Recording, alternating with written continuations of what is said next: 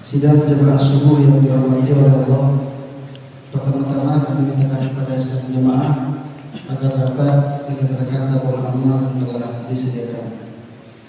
Selanjutnya, mari sama-sama kita dengarkan tafsir subuh yang insya Allah pada subuh ini akan disampaikan oleh Tunku Alwi Akbar SHMH. Akhirnya pada Tunku dipersilakan dengan segala hormat. Sebelum dan sudahnya kami ucapkan ribuan terima kasih. Wassalamualaikum warahmatullahi wabarakatuh.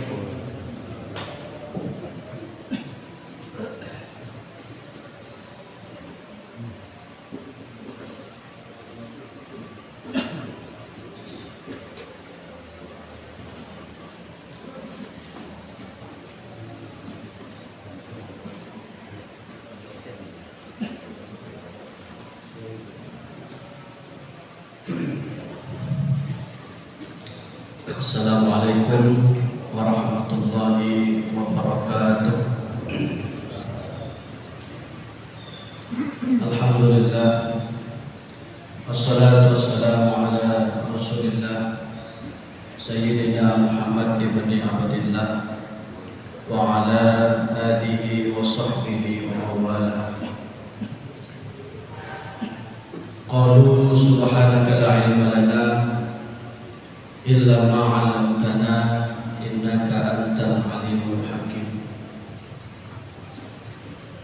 Alhamdulillah, segala puji bagi Allah Subhanahu wa taala yang masih memberikan kita kesempatan untuk merasakan manisnya nikmat iman, manisnya keislaman, dan yang paling penting adalah Allah masih memberikan kita nikmat hidup di bulan Ramadan. Karena mungkin ada teman-teman kita, saudara-saudara kita yang dulu sama-sama duduk bersimpuh di sini, tapi pada hari ini mereka sudah tidak ada. Maka kita bersyukur kepada Allah. Allah masih memberikan kita kesempatan untuk masih dapat beribadah di bulan Ramadan pada tahun ini. Ini merupakan anugerah terbesar yang kita miliki karena kita masih dipilih Allah dalam ketaatan. Selawat dan salam kita sampaikan kepada junjungan kita Nabi Muhammad SAW beserta para keluarga dan para sahabatnya. Jamaah salat subuh yang dirahmati Allah Subhanahu wa taala. Subuh ini adalah waktu yang paling jujur bagi kehidupan seorang mukmin. Kenapa? Karena tidak ada yang bisa memaksa kita untuk datang. Tidak ada seorang pun, siapapun dalam bentuk apapun yang mampu memaksa kita untuk hadir di masjid salat subuh itu tidak ada, melainkan hanya keimanan kita. Dan Ramadan adalah bulan paling jujur untuk merubah karakter kita dari dulu yang belum baik menjadi pribadi yang lebih baik. Dari dulu yang kurang ibadahnya, hari ini kita belajar untuk memperbanyak ibadah kita. Dari dulu yang mungkin kurang sedekahnya, hari ini kita belajar memperbanyak sedekah kita. Dari dulu yang mungkin kurang rasa peduli kita dengan sesama, tapi hari ini kita belajar untuk lebih peduli kepada manusia lainnya. Jamaah salat subuh yang dirahmati Allah Subhanahu wa taala. Ramadan tahun ini berbeda dengan Ramadan yang telah lalu. Kenapa? Karena hari ini kita Ramadan itu pasca bencana. Tentunya banyak sekali perubahan-perubahan dalam pribadi setiap kita masing-masing. Hari ini mungkin di kota kita tidak terdampak yang signifikan, tidak. Tapi coba kita bayangkan teman-teman kita di sana, mereka tidak ada tempat untuk sholat tarawih, tidak ada tempat untuk sholat subuh sejaman kita ini, Tidak ada tempat untuk iftar, untuk buka puasa bersama. Tidak ada tempat yang nyaman bagi mereka. Bahkan mungkin untuk makan buka puasa, untuk sahur saja dalam kegelapan. Karena masih ada saudara-saudara kita di sana yang belum tersentuh sedikit pun oleh pemimpin-pemimpin kita. Maka jamaah yang dimuliakan Allah, pada subuh yang singkat ini kita akan melihat apa transformasi karakter kita pasca bencana ini. Apa perubahan karakter kita pasca Allah memberikan musibah kepada kita ini, orang-orang Aceh. Kita yang pertama melihat, pada poin pertama kita melihat bahwa bencana itu harus kita pahami sebagai pendidikan ilahi. Allah Subhanahu wa taala berfirman, "Walanabluwannakum bisyai'in minal khauf," dan sungguh kami menguji kamu semua itu dengan sedikit rasa takut. Wal ju', juga Allah menguji kita dengan sedikit rasa lapar. Wa naqsim minal amwal, Allah juga menguji kita dengan berkurangnya harta kita. Wal anfusi wath thamarat, berkurangnya jiwa dan buah-buahan. Apa maksud buah-buahan? Kita bertanya. Coba kita lihat berapa hektar petani yang gagal panen. Tanah-tanah padi itu berapa hektar yang dimiliki oleh petani yang gagal panen kemarin ketika banjir. Nyakanya masuk jiwa samaran dulu. Mungkin dulu kita baca, jiwa samaran kok bisa tiba-tiba ada buah-buahan. Allah menguji kita dengan sedikit rasa takut, sedikit rasa lapar, sedikit berkurangnya harta. Wal anfus, berkurangnya jiwa. Wat samarat, kenapa bisa ada wat samarat? Masuk akal ketika Allah turunkan bencana, berapa banyak petani yang gagal panen kemarin. Semua gagal panen banjir. Di situ letak pencarian mereka. Orang yang sedang membuka usaha, baru buka usahanya, baru saja grand launching, tapi besok Allah hanyutkan itu. Mau bilang apa? Maka bencana itu kalau kita pahami dengan keimanan, itu bukan hanya sekadar musibah fisik, itu adalah pendidikan rohani kita. Maka dalam tafsir Ibnu Katsir beliau mengatakan bahwa ujian yang Allah turunkan kepada orang-orang beriman itu tujuannya untuk membersihkan diri kita dan untuk mengangkat derajat kita. Siapa yang diangkat derajatnya? Orang-orang yang menerima dengan lapang dada ketika dia sedang diuji. Mabasyiris sabirin, berikan kabar gembira bagi mereka. Siapa mereka yang diberikan kabar gembira itu?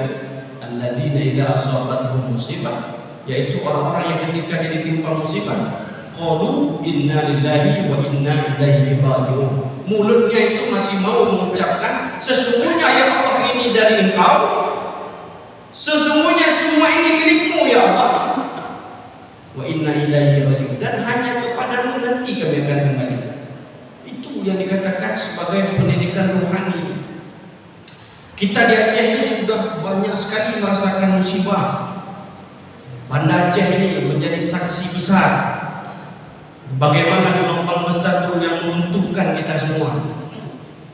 Bagaimana gelombang tsunami dulu yang membuat kita ini hancur. Tetapi yang paling penting apa? Terbangunnya kesadaran kita. Masjid penuh, tangisan taubat terdengar, donasi sedekah mengalir kencang. Namun pertanyaannya hari ini, kesadaran itu masih tumbuh hingga hari ini atau kesadaran itu sudah mulai pudar? Kita lihat, dum kepada wujud Allah masih uronyo mandang. Begitu banyak Allah menurunkan musibah menegur kita ini hambanya, bukannya kita malah sadar, bukannya kita malah mempertahankan kesadaran kita, tapi justru kita malah berbangga dengan maksiat ini. Anak-anak muda hari ini bangga dengan maksiat. juga tidak puasa. Live TikTok boleh, YouTube kan. Tidak ada lagi rasa malu. Kalau maksiat sudah terang-terangan dikasih nampak, itu tandanya apa? Sudah krisis moral kita.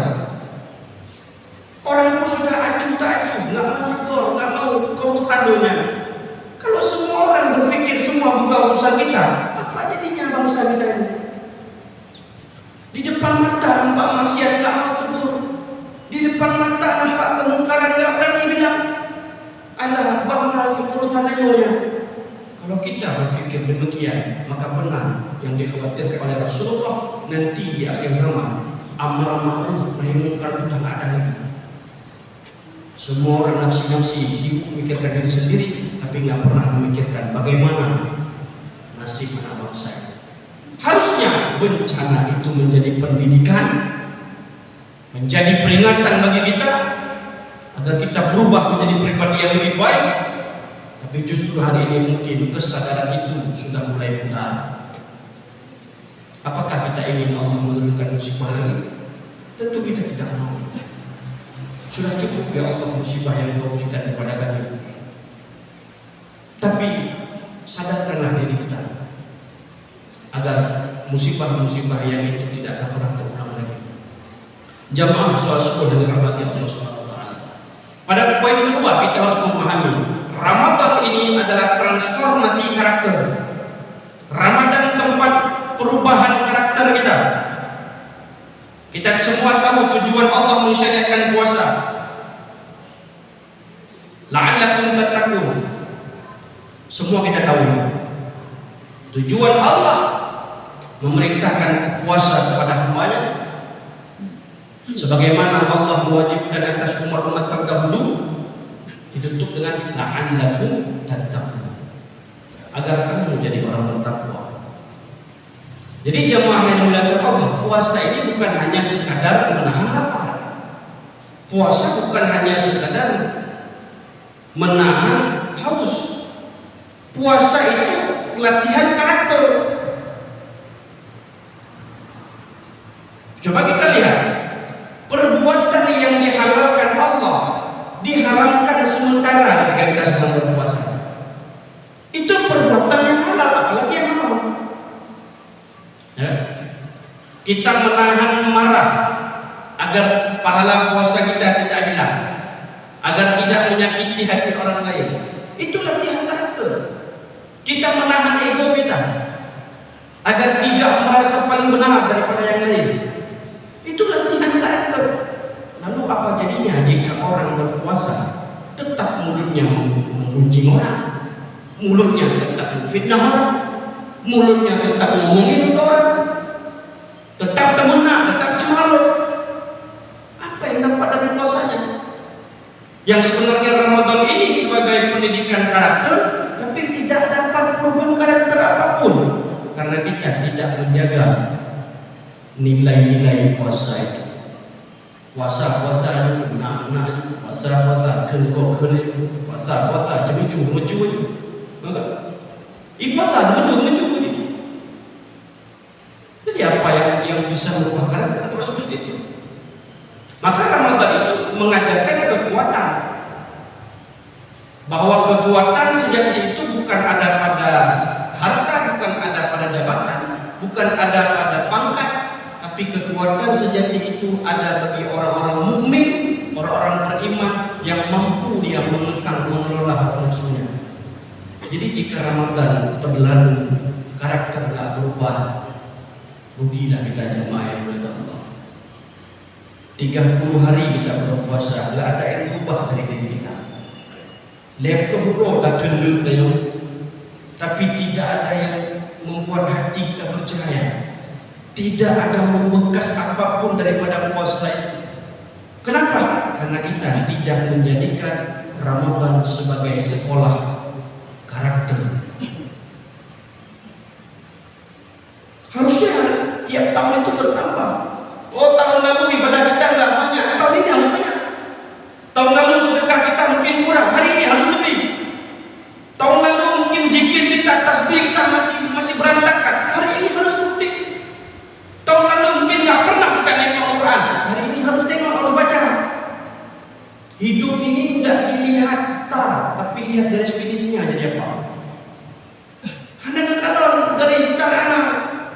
Nggak apa-apa, dulu kita mantan penjahat, tapi hari ini jadi orang baik. Daripada dulu mantan orang baik, sekarang jadi orang jahat. So lebih baik mantan pencuri, mantan penipu. Mantan pencuri, dulu dia mencuri, hari ini dia jadi orang saleh. Daripada mantan penipu, awal penipu yang mencuri. Coba lihat, mana lebih bagus? Maka agama kita, Islam kita nggak nengok kita berasal dari siapa, berasal dari mana, apa dulu yang kita buat. Tidak. Allah melihat apa nanti akhir kehidupan kita, husnul khatimah atau su'ul khatimah.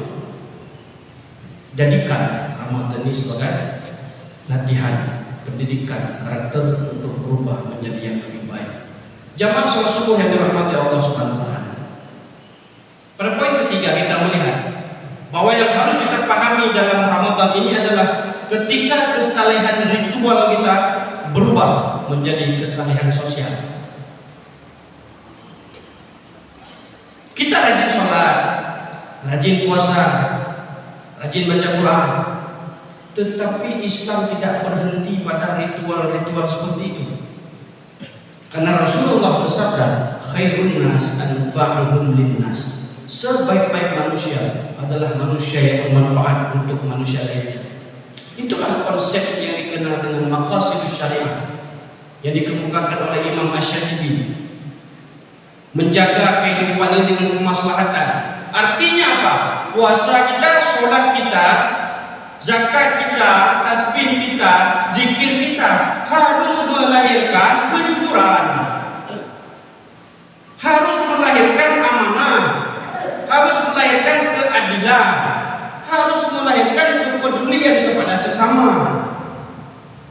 Apa jadinya kalau orang yang taat ibadahnya dia hanya menjaga hubungannya dengan Allah?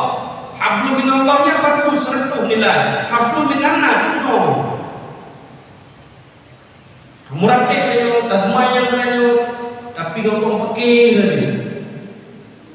Tasmayang nyo, tamrate nyo, jauh mesti main jamaah nyo, mau uci pakai, ngomoda kandung pakai nyo.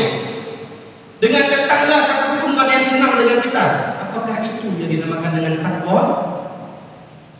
Tentu tidak, jamaah yang dimuliakan Allah. Bukan itu bentuk takwa. Kalau bentuk takwa seperti itu egois. Itu terkesan vertikal satu arah. Cukup jaga hubungan dengan Allah, masa bodoh dengan manusia. Itu egois. Islam nggak mengajarkan kita jadi orang egois. Nah. Maka uiddat lil muttaqin itu orang bertakwa itu ketika dia mampu menjaga hubungan dia dengan Allah dan dia mampu menjaga hubungan dengan sesama.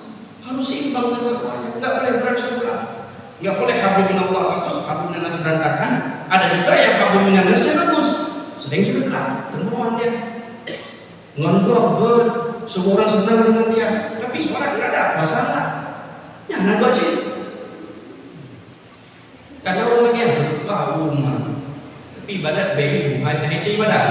Pokok jiji ngomong manusia lagi tidak seperti itu konsepnya. Maka Ramadan ini harus mengajarkan kita dari kita mengamalkan kesalehan-kesalehan ritual menuju kepada kesalehan-kesalehan sosial agar kita benar-benar menjadi hamba-hamba yang bertakwa. Jika pasca bencana ini kita lebih peduli, kita lebih peka dengan sesama, itu tanda kita berhasil. Tapi jika pasca bencana ini tidak ada merubah apapun dalam diri kita, nggak ada tambah peduli, nggak ada tambah peka dengan sesama, tidak ada tambah senang dengan orang lain, maka berarti kita gagal dalam berubah. Jamaah sholat subuh yang dirahmati Allah Subhanahu wa taala. Sekarang mari kita bertanya di dalam diri kita, sudahkah Ramadan ini mengubah karakter kita? Sudahkah musibah yang pernah kita alami dulu membuat kita lebih rendah hati? Sudahkah ibadah yang kita lakukan itu melahirkan kepedulian sosial? Atau justru malah sebaliknya, Ingat, Allah Subhanahu wa taala telah berfirman, "Wasari'u ila maghfiratin min rabbikum wa jannatin 'arduha as-samawati wal ardh." Bersegeralah kamu menuju kepada ampunan Tuhanmu yang surganya itu seluas langit dan bumi. U'iddat lil muttaqin. Allah memberikan itu semua kepada orang-orang yang bertakwa. Siapa orang-orang bertakwa itu? Alladzina yunfiquna fis sarra'i wad dharra, yaitu mereka-mereka yang berinfak di kala lapang atau sempit. Kenapa ada dharra? Kalau sarra saja, orang yang lapang saja semua orang bisa bersedekah. Mantum dan wujud punya sedekah dengan kaya. Tapi masalah yang dia bersedekah orang tiga. Makanya harga takwa itu mahal, nggak mudah. Tidak mudah, jadi orang bertakwa itu sulit sekali. Orang bertakwa itu harus mampu dia ketika dia berinfak, ketika dia memberikan bantuan. Di kala lapang atau sempit dia sama sifatnya. Wal kaziminal ghaidh, orang takwa itu mampu mengelola amarahnya. Hana baga tersinggung. Dia kelola amarahnya, dia kendalikan dirinya. Jangan sampai dirinya dikendalikan oleh syaitan, dikendalikan oleh nafsunya, tidak. Wal afina 'anil nas, orang bertakwa itu yang mampu memaafkan sesama manusia. Minta maaf itu mudah sekali, tapi memaafkan ini yang sulit. Bagaimana untuk bagaimana? Tapi kalau memaafkan ini yang sulit. Maka sudahkah ibadah kita melahirkan kepedulian sosial itu? Itu kan sosial semua isinya. Infak itu sosial. Wal kadhiminal ghaidh itu sosial, memarah kita, jangan marah dengan orang. Wal afina minan nas. Wal afina 'anil nas. Itu sosial semua. Kalau ibadah kita tidak melahirkan jiwa-jiwa itu, maka kita menjadi hamba-hamba yang bermasalah. Jadi jamaah yang dimuliakan Allah Subhanahu wa taala, Ramadan datang itu untuk membangun kembali hati kita. Mari kita jadikan Ramadan ini sebagai sarana perubahan dari egois menuju rasa empati, dari ritual menuju ibadah sosial, dari semangat sesaat menuju keistiqamahan. Semoga Allah Subhanahu wa taala menjadikan kita pribadi yang bukan hanya rajin beribadah, tetapi juga menghadirkan rahmat di tengah masyarakat. Itulah gambaran orang-orang yang memahami apa esensi daripada Ramadan dan apa tujuan daripada Ramadan, untuk kita lebih menyeimbangkan hubungan kita dengan Allah dan hubungan kita dengan sesama manusia. Semoga bermanfaat kepada diri saya sendiri dan kepada jemaah sekalian. Usikum wa nafsi bitaqwallah. Wassalamualaikum warahmatullahi wabarakatuh.